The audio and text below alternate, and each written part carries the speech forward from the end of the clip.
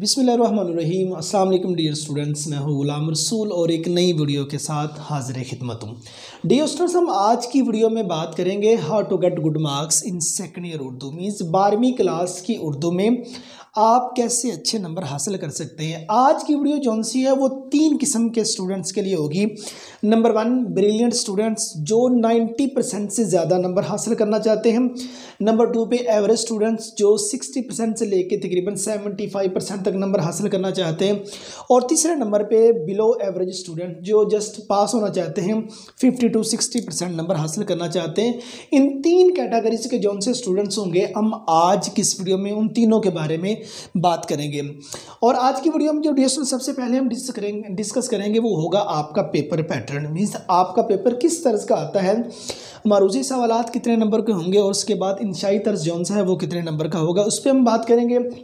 और उसके बाद जौन से अहम पॉइंट स्टूडेंट्स के लिए हैं वो डिस्कस किए जाएंगे। और लास्ट नंबर पे हम जो डिस्कस करेंगे कि पेपर की तरतीब क्या होगी। अगर आपने पेपर हल करना है तो कौन सा सवाल आपने कब हल करना है और कितना टाइम आपने किस सवाल को देना है। तो डियर स्टूडेंट्स, सबसे पहले तो हम पेपर पैटर्न पे बात करते हैं। तो डियर स्टूडेंट्स, आपका ये 12वीं क्लास का जो उर्दू सब्जेक्ट है ये तमाम स्टूडेंट्स के लिए होता है। चाहे आप FSC प्री मेडिकल कर रहे हैं, चाहे FSC प्री इंजीनियरिंग है, आपका ICS है, ICOM है, DCOM है, FA है, या आप FAIT कर रहे हैं, आप ये तमाम स्टूडेंट्स के लिए लाजमी सब्जेक्ट है। अब इसमें डियर स्टूडेंट्स 20 नंबर का जौन सा होता है वो मरूजी का पोर्शन है और उसके बाद 80 नंबर का जौन सा है वो इंशाई तर्ज है। अगर जो 20 नंबर का मरूजी का पोर्शन है उसमें डियर स्टूडेंट्स 5-5 नंबर के 4 पोर्शन होते हैं, जिसमें नंबर 1 पे होता है हिस्सा नसर। मीन्स आपकी जो दरसी किताब है, जो आपके असबाक हैं, उनमें से 5 नंबर के MCQs आते हैं। और उसके बाद 5 नंबर के MCQs जौन से हैं वो रमूज़ औकाफ में से आते हैं, पंक्चुएशन मीन्स। और उसके बाद 5 नंबर के जौन से MCQs है वो आते हैं इमदादी अफ़ाल में से।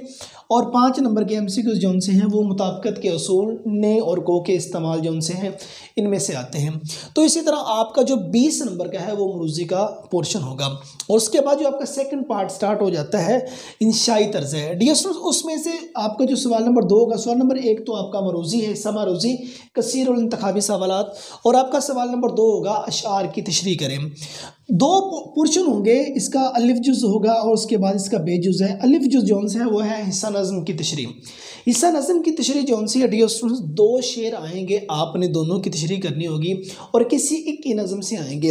एक नंबर होगा नज़म के उन्वान का और एक नंबर होगा शायर के नेम का। और उसके बाद 2 शेर होंगे, 4-4 नंबर की आपने तशरीह करनी होगी।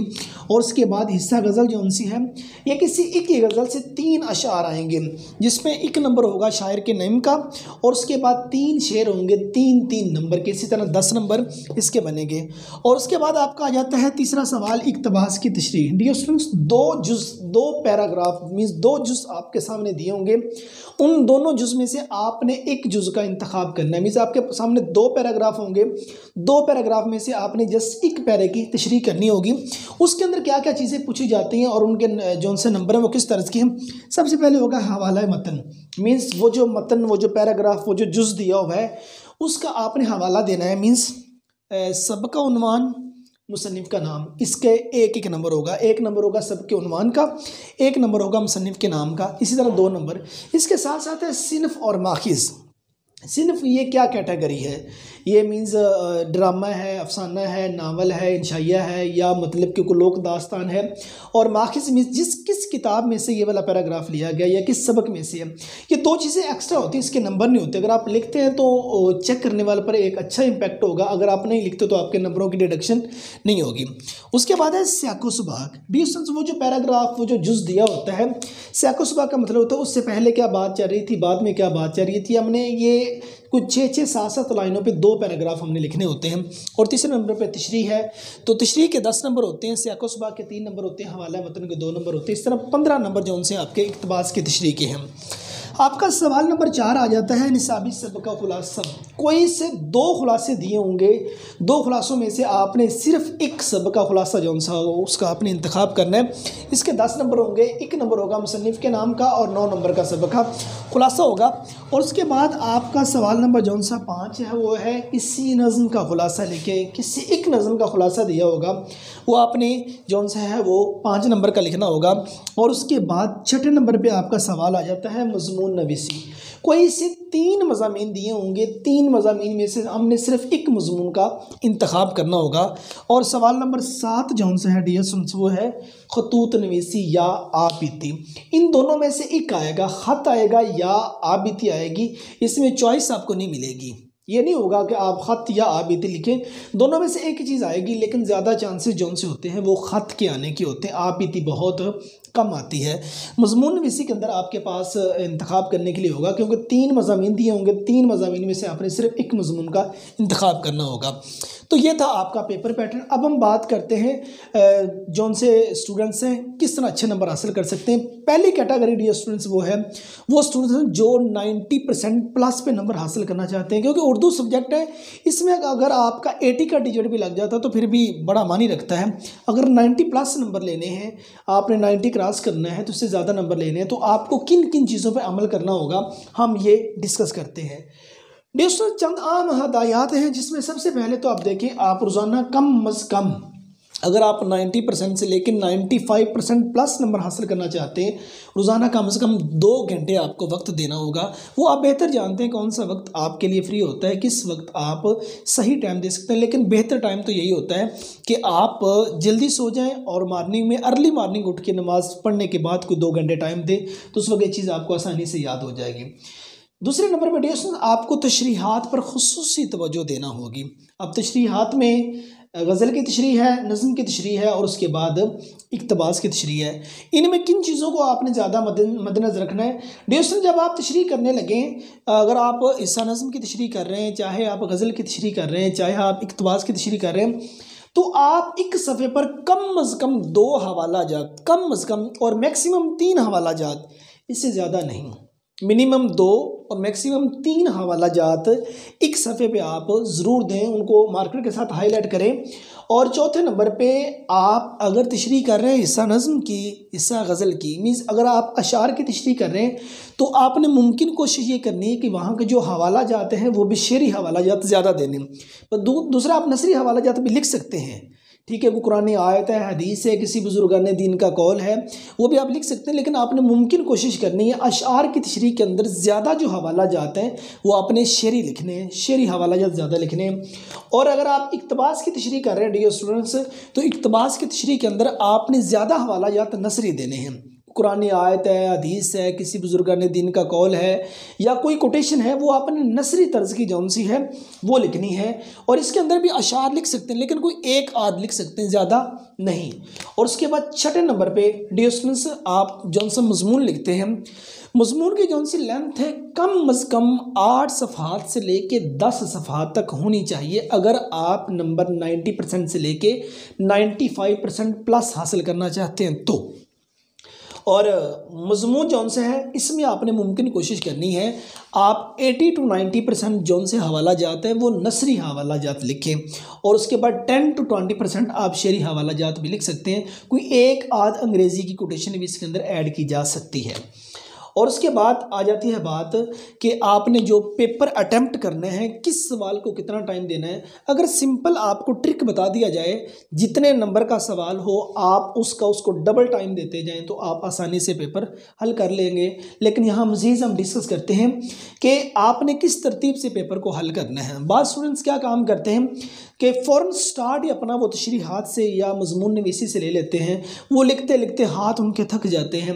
बाद जब टाइम देखते हैं वक्त भी ज़्यादा लग चुका होता है, वक्त देखते हैं और उसके बाद एक टाइम कम रह गया, तो फिर उसके बाद जो बाकी पेपर जौन से है ना उसको बड़ी रफ सी कंडीशन में हल करते हैं, जिसका जौन से एग्जामिनर पर एक बैड इम्पैक्ट होता है।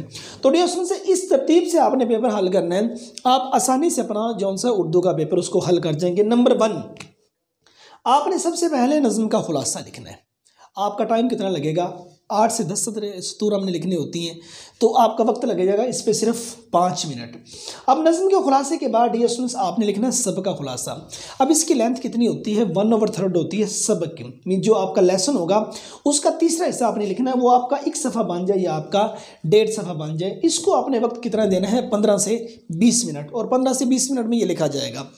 और उसके बाद आपने लिखना है ख़त या आबीती, ख़त आया या आबीती ये आपने लिखना। इसके लिए आपके पास वक्त कितना होगा, ओनली ऑन आप 15 मिनट्स के अंदर आप आसानी के साथ ख़त लिख सकते हैं। और ख़त या आबीती के अंदर भी कोटेशन लिखी जा सकती हैं और आप ज़रूर लिखें। तो इसके लिए डियर स्टूडेंट्स आपके पास जो टाइम होगा वो 15 मिनट होगा।